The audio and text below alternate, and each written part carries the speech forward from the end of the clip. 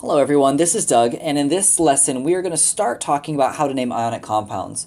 So I have a little series of videos, and this first one will be just looking at naming simple ionic compounds. Then later we'll bring in transition metals and polyatomic ions. So after you watch these three videos, you'll be able to name pretty much any ionic compound you see. So let's do a little quick review, talk about the charges of common ions, right? In previous videos, we talked about the difference between a covalent compound and an ionic compound. Again, in this one, we're just naming ionic compounds. There'll be a different set of videos for naming covalent compounds. They have slightly different naming rules, similar but slightly different. So we're talking about ionic compounds, which means, right, that these compounds are going to have ions in them. And I just want to remind you of what some of the charges on the main group elements are, right?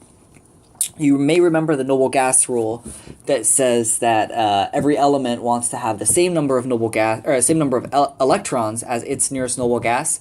That's really what informs the charge of these main group elements. And by main group elements, right, just to remind you, I'm talking about the elements in groups 1, 2, 3, 4, 5, 6, 7, and 8 here.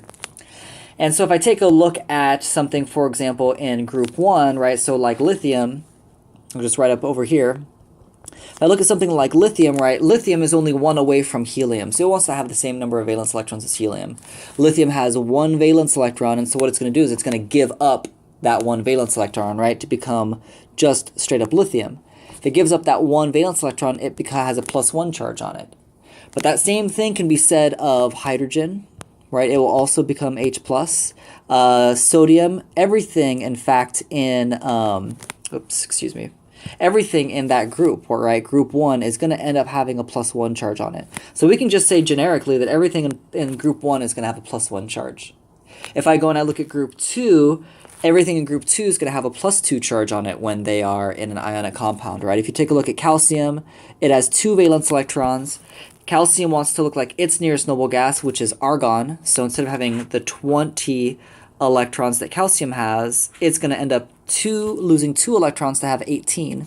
So that means that calcium's just going to become a calcium 2+. And you could make the same arguments for beryllium and magnesium, strontium, etc. You keep on going the periodic table and it follows the same sort of trends. The things in group 3 tend to be +3 charges. We're going to skip group 4 because the group 4 elements are not in ionic compounds very often. We really don't need to worry about them. And then as you get to the other side of group 4, now you're getting actually closer to the noble gases. So if you look at something like fluorine, right, fluorine has 1, 2, 3, 4, 5, 6, 7 valence electrons. It has 7 valence electrons, 9 altogether. Its nearest noble gas is neon, and neon has 10 valence electrons. So in order for fluorine to look like neon, it simply needs to gain 1 more electron, which is what we're going to see again when fluorine becomes fluoride. So when it gains 1 electron, it becomes a -1 charge because it's gained 1 natively charged electron.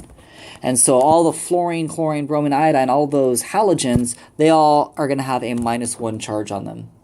If you move to group 6, all of those are going to have a -2 because they need to pick up 2 electrons to look like the nearest noble gas. For example, selenium, right, has 34 electrons. In order to look like its nearest noble gas, it needs to have 36. And so you'll see selenium, so Se with its 1, 2, 3, 4, 5, 6 valence electrons, is going to end up picking up 2 electrons to have a -2 charge if you had a selenide, for example.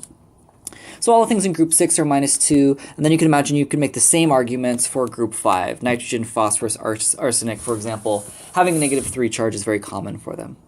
So these are the common charges of common ions. And so when we're talking about an ionic compound, we can expect that these elements in these groups are probably going to have these charges. Now, what does it have to do with figuring out the formulas for things? If I have a name, right, like calcium chloride, what I'm asking here is what's the formula for calcium chloride? Is the formula for calcium chloride just CaCl? Is it Ca2Cl? Is it CaCl2? Is it any number of derivations of things? Is it something like CaCl3? Well, how do I know which of these is calcium chloride? And so what you do is you just take a look at what the charges are on the cation and anion in that name. So if I look at calcium, right, so that's our cation. It's always cation first, anion second. So always you'll see the cation, then anion, in all of these names, all these formulas. So for the cation calcium, I just need to go find calcium on the periodic table, and lo and behold, it's in group 2, so I know that the charge on the calcium is +2. Calcium ions are +2 ions. They're not +3, they're not +1. And then I look at the anion, I've got my chloride. Chloride's over here, number 17. Chloride's in group number 7, so I know that my chlorides are a -1 charge. Now if I know the charges of those, now I can predict what the correct formula should be. Because all of these compounds are neutral overall, right? So all of these compounds have to be neutral overall, and I'll write that just right over here. All compounds are overall neutral, right? Or in other words, they have to have the same number of positives as they have negatives, right? So they have to be overall neutral. So if you have 3 positive charges, you need to have 3 negative charges. If you have 2 positive charges, you have to have 2 negative charges altogether. And so if I come back and I look at my calcium chloride example, I see that I have 2 positive charges because the calcium has a 2 plus charge, but I only have 1 negative on my chloride. So I do not have an overall equal number of charges. I'm not overall neutral, right? If you look at my first example, the CaCl, Ca is +2, Cl is -1, so overall, this whole thing would still have a +1 charge. So I know that that is not the correct formula for this. If I want to be overall neutral, if I want the same number of charges, I need another negative charge. I need 2 chloride ions so to counterbalance the charges on that 1 calcium ion. So now I have 2 positives and 2 negatives. So that must mean that this is the correct formula for calcium chloride, that it's CaCl2, right? I need 2 chlorines for every 1 calcium. And that's all we need to do to figure out the formulas for an ionic compound. You just take the name, you got to know what the charges are, but you just make sure that they're in some combination so that you're overall neutral. Let's take a look at a couple more examples. So we've got sodium bromide. Sodium, if I find sodium on the periodic table, it's down here, number 11. It's in group 1, so I know that my sodium, I know that my sodium is a +1 charge. So I'll write Na+.